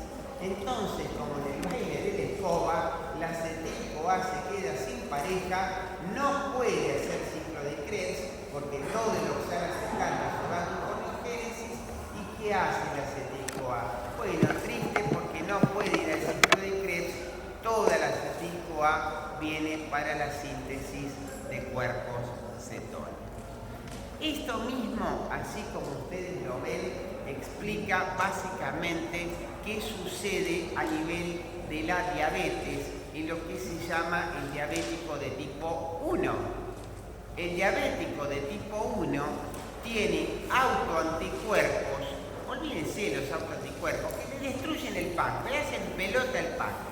Le destruyen concretamente la célula beta, porque los autoanticuerpos están dirigidos contra la célula beta. ¿Qué sucede? Mueren las células beta y como buenas oportunistas, las células alfa copan toda la plaza. Nosotros nos vamos acá, vienen los chicos de medicina y anatomía y copan el aula. Nos vamos y nos copan la plaza. Bueno, se muere la célula beta y el glucagón copa la plaza. ¿Qué hace el glucagón? Aumenta la glucogenólisis, aumenta la gluconeogénesis, aumenta la lipólisis, aumenta la beta-oxidación y como no hay insulina, la cetogénesis se hace a lo loco. Entonces, ¿qué le pasa al diabético que tiene anticuerpos contra su célula pancreática? Glucogenólisis al máximo, gluconeogénesis al máximo, lipólisis al máximo, acetil-CoA al máximo y cetogénesis al máximo. Conclusión, está en estado de acidosis metabólica.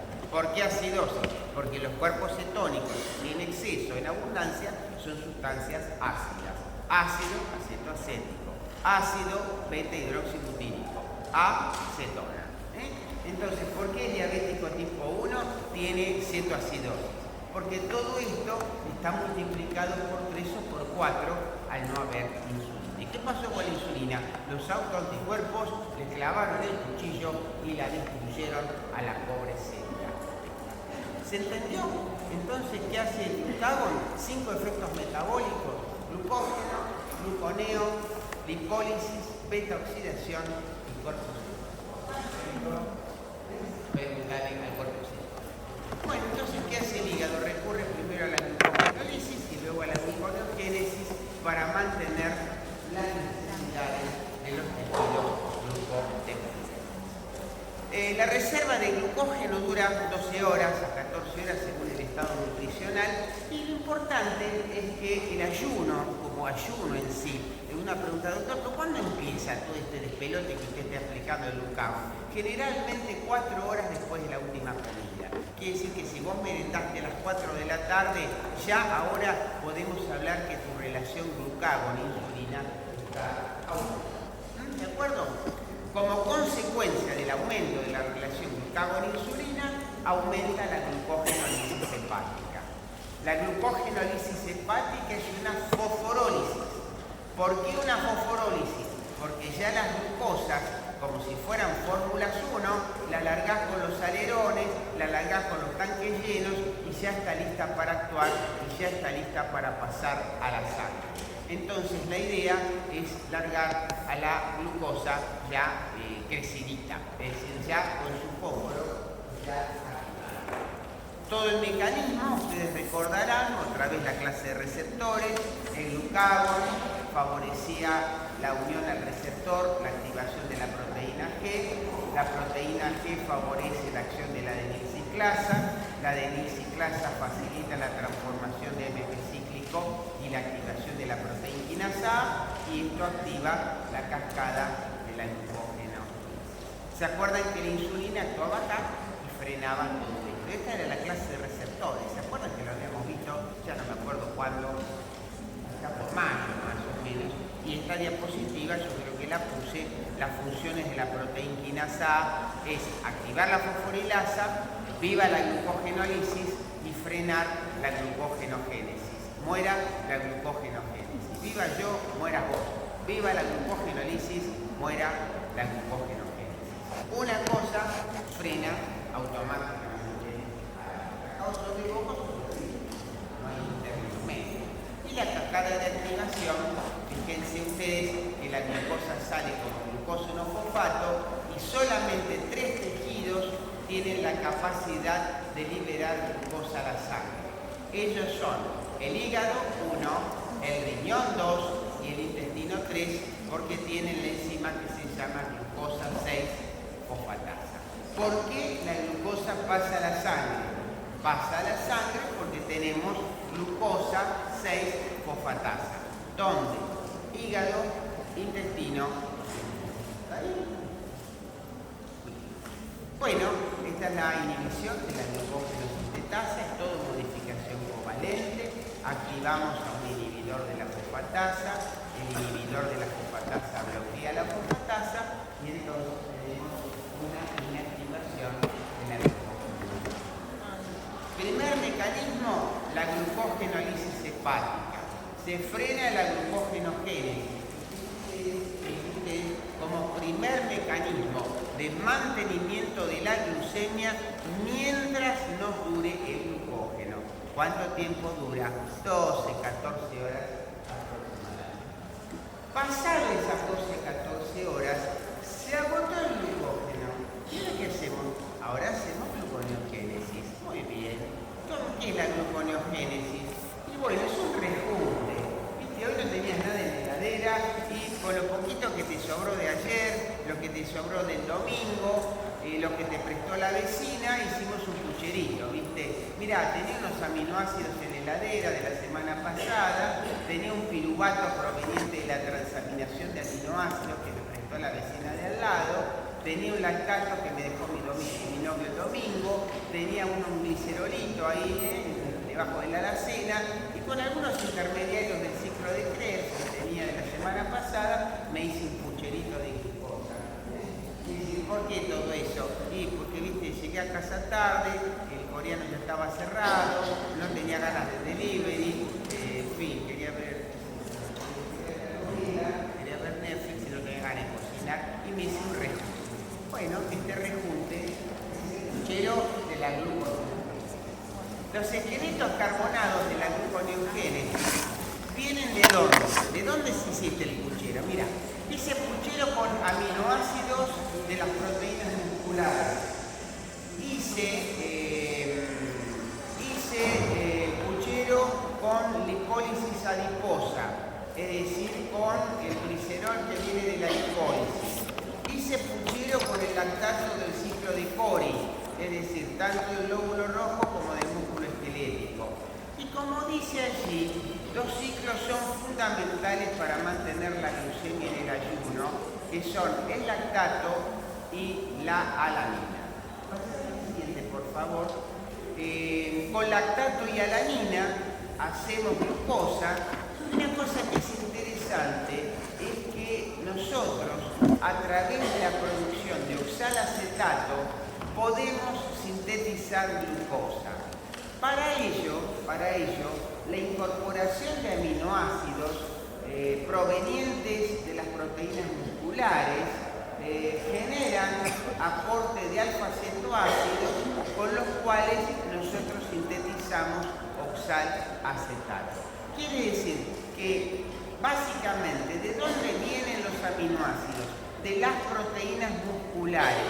Nosotros desarrollamos masa muscular no solamente para tener tono y trofismo para hacer actividad física, sino para tener reservorios para el mantenimiento de la glucemia en situaciones de ayuno que hayan superado las 12 horas y que hayan superado de alguna manera los depósitos de glucógeno en la sangre. Conclusión, la gluconeogénesis está abastecida fundamentalmente por los aminoácidos que vienen de las proteínas musculares. El ciclo de Cori ya es conocido, como ustedes ya les dije, el lactato acá, la glucosa, el músculo genera lactato deshidrogenasa, el lactato pasa a la sangre, revierte la glucólisis y la glucosa cierra el ciclo. Es permanentemente un intercambio de glucosa y lactato entre el músculo esquelético, el glóbulo rojo y finalmente el hígado. Acá hay un símil al lactato, que es la siguiente, que es la alanina. Fíjate que la alanina es el mismo trabajo. Lo que pasa es que el origen de la alanina es diferente. La alanina se genera en una transaminasa. La alanina se genera en la GPT o ALAT, que es exactamente lo mismo, pero juega igual que el lactato.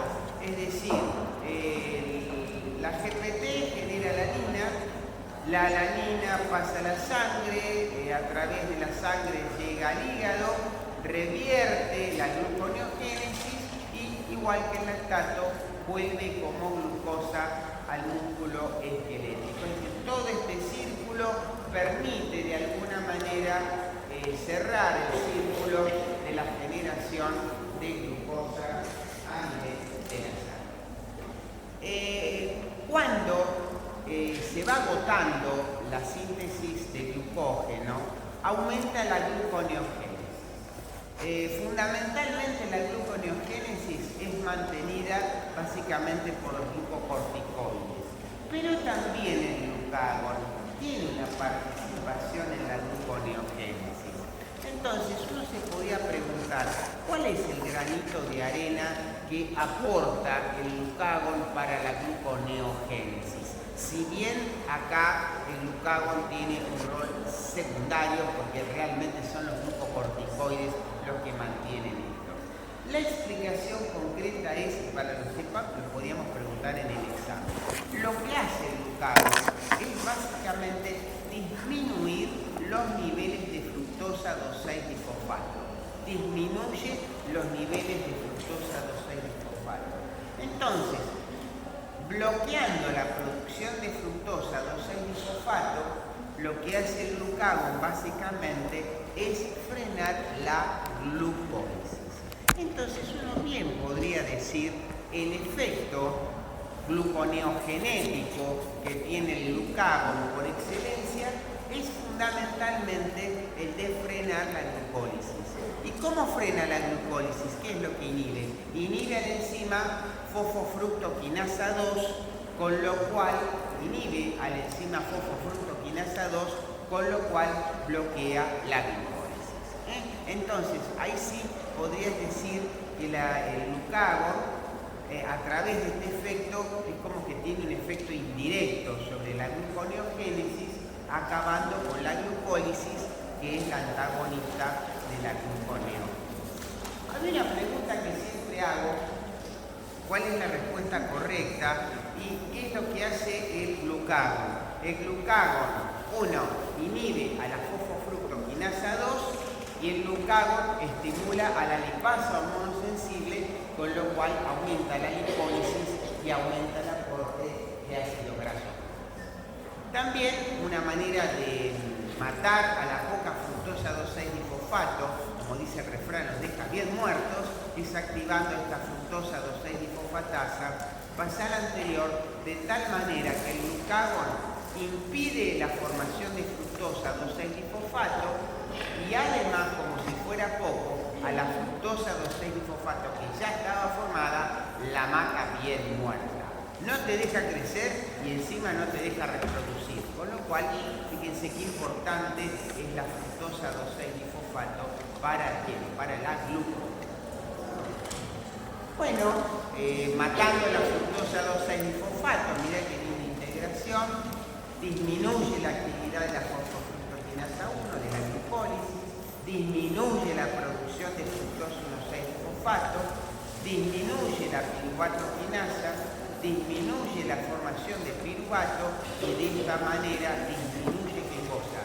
Fundamentalmente la glucólisis, favoreciendo, como dice allí, bien favoreciendo el proceso gluconeogénico.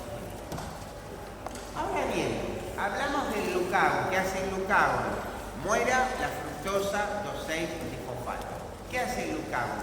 El glucagón, mejor dicho, además de hacer eso, favorece la lipólisis.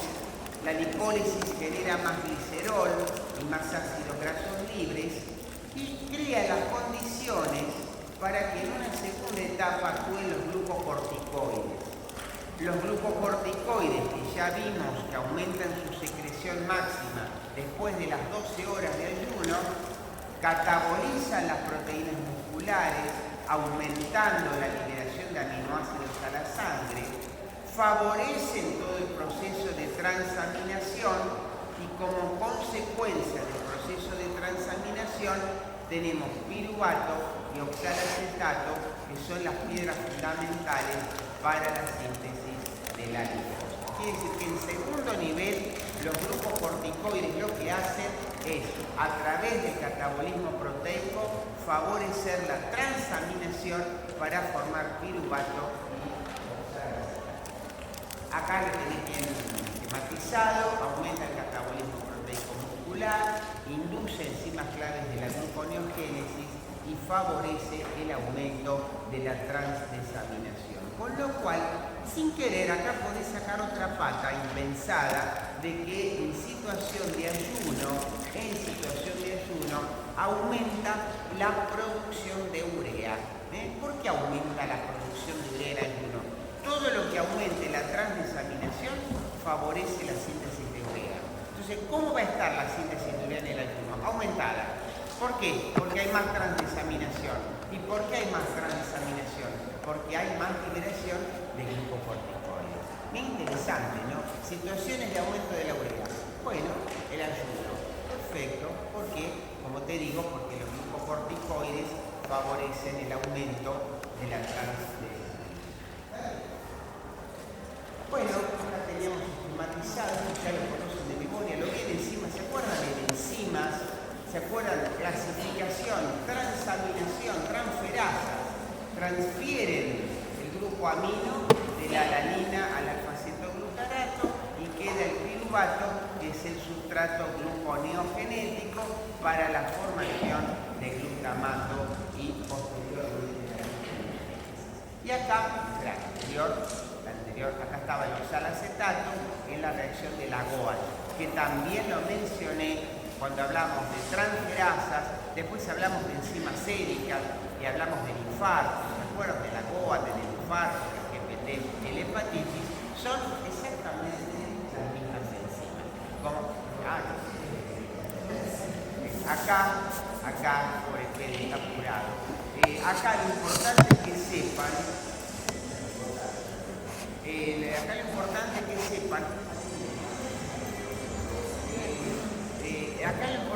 que sepan, es que, porque puede ser pregunta de examen, ahora sí para el segundo parcial, es que esta reacción está estimulada por los glucocorticoides y está estimulada también por la vitamina B6. Entonces yo te puedo preguntar, porque ahora va a venir un parcial metabólico, ¿qué importancia tiene la vitamina B6 en el metabolismo? Y ustedes me van a decir, participa como cofactor activo en la transaminación tanto de la GOAT como de la GPT. El fosfato epidioxa, la vitamina B6, interviene en los procesos de transaminación.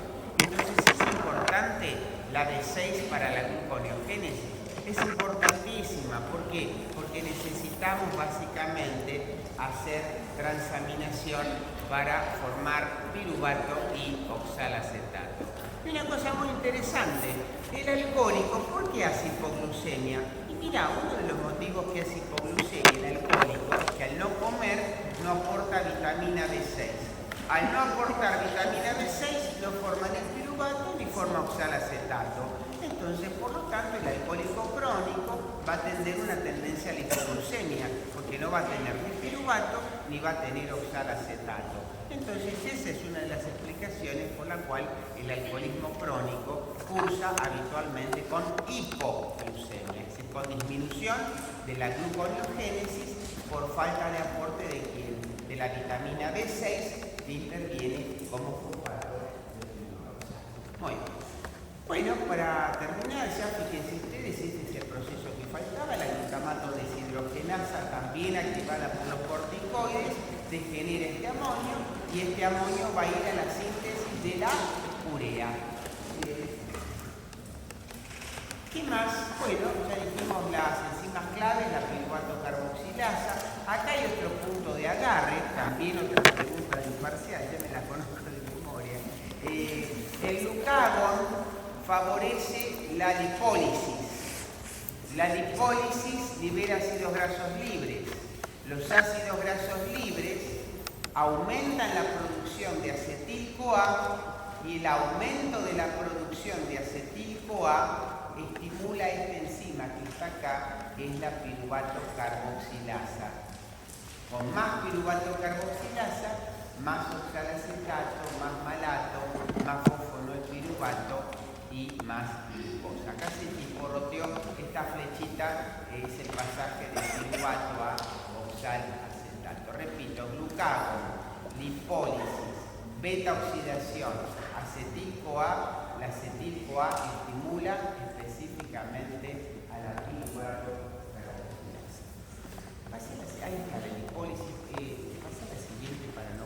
Bueno, y justamente lo que te decía, el otro paso, la lipólisis, también es un mecanismo proteína G dependiente con producción de AMP cíclico, activación de la lipasa hormonosensible y la hidrólisis de los lípidos. ¿Dónde van los ácidos grasos libres? Los ácidos grasos libres van a beta-oxidación. La beta-oxidación se hace en todos los tejidos excepto en aquellos que no tienen mitocondrias. O sea, el glóbulo rojo no tiene mitocondrias. La beta-oxidación no se hace en el cerebro porque los ácidos grasos libres son muy pesados y no pueden atravesar la barrera hematoencefálica. Acuérdense ustedes, otra pregunta de parcial, que la entrada de ácidos grasos a la mitocondria es favorecida por un transportador que es la carnitina. Muchas veces, cuando ustedes han visto las casas de productos nutricionales, creo que para la gente que hace deporte se vende la carnitina. Y uno dice, doctor, ¿para qué sirve la carnitina? La carnitina es un translocador, es decir, un transportador de ácidos grasos a la mitocondria con la idea de favorecer la entrada de ácidos grasos a la mitocondria, con la idea de favorecer la energía a través de la beta-oxidación y una manera de castigar la beta-oxidación para que genere más energía y de esa manera más rendimiento deportivo, si vos querés. Entonces ahí aprendiste algo interesante. La carnitina es un aminoácido generalmente no proteico que se puede aportar fundamentalmente fundamentalmente por estos aportes extradietarios, por así decirlo, que favorece la translocación de ácidos grasos y su quema para la obtención de la energía.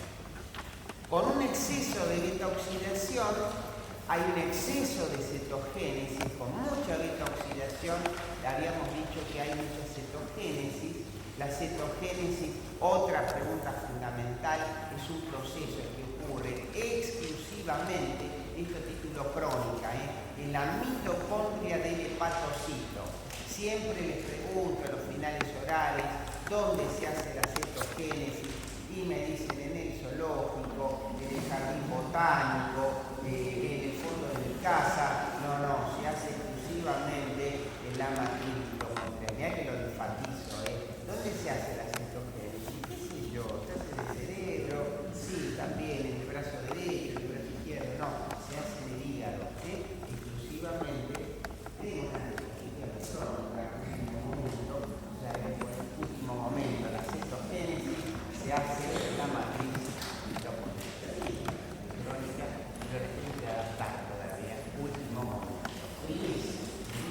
Ahí está. Bien. La cetogénesis es la producción de cuerpos cetónicos. Acordate que los dos cuerpos cetónicos ácidos honestos son los que aumentan en el diabético y hacen que tenga acidosis metabólica, y de alguna manera la decarboxilación de uno de ellos, que es el acetoaceto, se elimina por pulmón, dando un aliento a manzana. Generalmente en el ayuno hace un provechito y dice, qué aliento a vinagre, ¿no? Qué aliento a acetona. Tiene que ver con la producción de la acetona. Fue muy gentil. Generalmente cuando vos eructás, generalmente largás acetona. No van a probar a ver qué la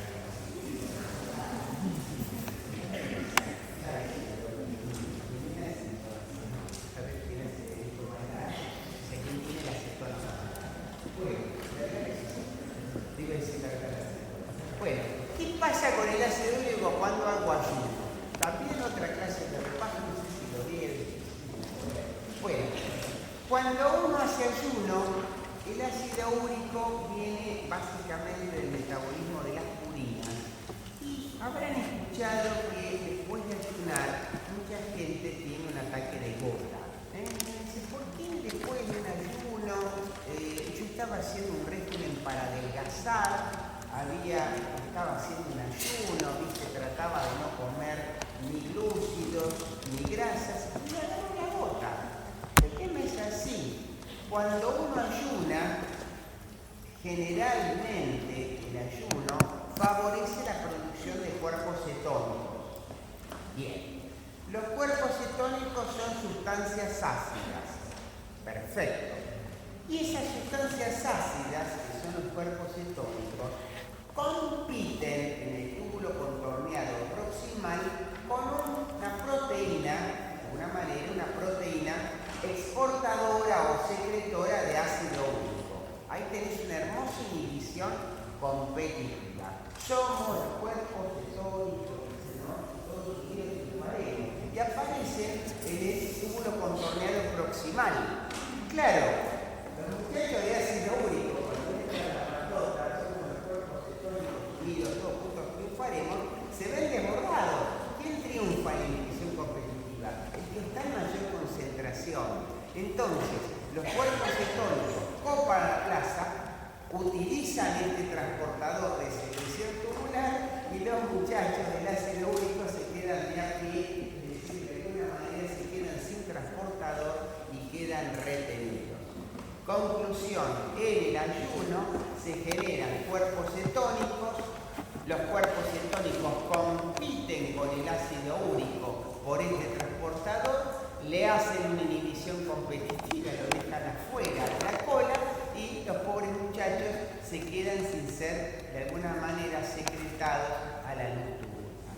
Por eso, en el ayuno, tratamos a los pacientes con gota que hagan una alimentación fraccionada para evitar justamente esas situaciones de ayuno que crean mayor producción de cuerpos cetónicos, y ellos compiten con este transportador favoreciendo la retención de ácido úrico y favoreciendo la gota. Mucha gente van a ver ustedes o van a escuchar que tuvo la gota haciendo regímenes para adelgazar, haciendo ayuno, privándose de comer cosas, por ejemplo, haciendo la gota como enfermedad relacionada con la producción excesiva, como decía Miguel, de ácido úrico. La diabetes genera cuerpos cetónicos, el alcoholismo, todas las situaciones de cuerpos cetónicos, la dieta cetogénica, la diabetes, el alcoholismo, porque genera básicamente también cuerpos cetónicos, ya lo vamos a ver en su momento, y como dice allá, generan sustancias ácidas que desplazan ese transportador y provocan un aumento del ácido úrico en la sangre, fundamentalmente llevando. Obviamente lo vamos a volver a ver en uricemias, pero lo interesante es que el ácido úrico normalmente tiene un pH de 5,75, que quiere decir, con un pH más para la alcalinidad predomina la forma de urato monosódico, que precipita poco, y en una orina muy ácida predomina la formación de ácido úrico, que es el que genera la gota, es el que genera cálculos y es el que realmente ataca al paciente y le provoca la gota. Quiere decir que lo que no es bueno que predomine la forma de ácido úrico en la orina, porque es la que dice allí, la que cristaliza y la que forma de una manera con más facilidad. En la sangre tenemos el urato monosódico, que es menos precipitable y por eso tiene más cólicos renales cuando hace ¿cuál es el último sustrato que tenemos después de los cuerpos cetónicos? El glicerol. ¿Y de dónde viene el glicerol? De los triglicéridos. ¿Y de dónde vienen los triglicéridos? De la lipólisis. Nos pasa la siguiente. Exacto. Entonces, conclusión, ¿qué pasa en el ayuno concretamente? En el ayuno hay menos lipólisis, hay menos piruvato, hay menos acetil-CoA, hay menos ciclo de Krebs y la disminución de la velocidad del ciclo de Krebs favorece la acumulación de precursores como el oxalacetato, que es una de las sustancias químicas de mayor predisposición tienen para la formación, como te decía, de glucosa. ¿Cómo está, te vuelvo a repetir, el ciclo de Krebs en el ayuno? Disminuido. ¿Cómo está el ciclo de Krebs en la saciedad? Está aumento. Bueno, pasa la siguiente conclusión. ¿A dónde va el oxalacetato? El oxalacetato va fundamentalmente a glucosa, va a proteínas, y pasa la siguiente para no contar. Ustedes acuérdense que cuando nosotros pasamos anterior, esta tarea positiva así, esto es importante. Hacia la formación. No solamente en un ayuno hacemos urea, quiero dejar eso bien claro. Yo les pregunto, chicos, en un ayuno, ¿qué haces con el grupo amino? Urea. Y después de la urea, ¿qué haces? Urea. Y después de la urea, ¿qué haces? Urea. No, pará. Poquito. Haces urea, haces pirimidina, haces aminoácidos como el glutamato, haces otros aminoácidos como glutamina, que va a la síntesis de isoxaminas, y podés hacer alanina, que va a la síntesis de glucosa. Quiere decir que el grupo amino en gluconeogénesis, mientras yo hago glucosa por un lado, no necesariamente va todo a urea, tiene estos destinos metabólicos. Esta diapositiva la podrían sacar una fotito porque yo les podía preguntar, por ejemplo, el destino del grupo amino en ayunas es la síntesis de urea, la síntesis de pirimidinas, la síntesis de NAD, todas son correctas. Evidentemente todas son correctas. No es solamente la urea, sino pirimidinas, aminoácidos, glutaminas y alanina como fuente de generación de sustratos. Pasa a la siguiente. Bueno, acá tenéis la urea. Otra pregunta también, estamos haciendo un popurrí de temas musicales. ¿De dónde vienen los aminos de la urea? Ustedes ya vieron proteínas, ¿sí? Vienen fundamentalmente de la transdesaminación y vienen del aspartato. Quiere decir que dos grupos aminos, este de la transdesaminación y este viene del aspartato. El CO2, ¿de dónde viene? Del ciclo de Krebs. Esta pregunta está en el examen. ¿Cuál es el origen de los grupos aminos de la urea? Ustedes van a poner como buenos chicos la transaminación y el aspartato. Lo preguntó Horacio y hoy le preguntamos lo mismo. ¿De dónde vienen? ¿Vienen de un burro y un elefante, de un cocodrilo y un ñandú, de un carreta y de un olmo, o vienen de la transaminación y del aspartato? Obviamente de la valores normales del sangre. También lo pregunta en el oral, en el examen no, en el oral te lo voy a preguntar. Y por favor, díganle a la gente que se llama urea. ¿Por qué? Pues se sientan de qué querés hablar. Voy a hablar de la urea. No, para la voy a hablar de la urea. ¿Y vos de qué vas a hablar? ¿De la diabetes? No, de la diabetes, querida. Bueno, dice la urea. Te agarró la urea, doña María.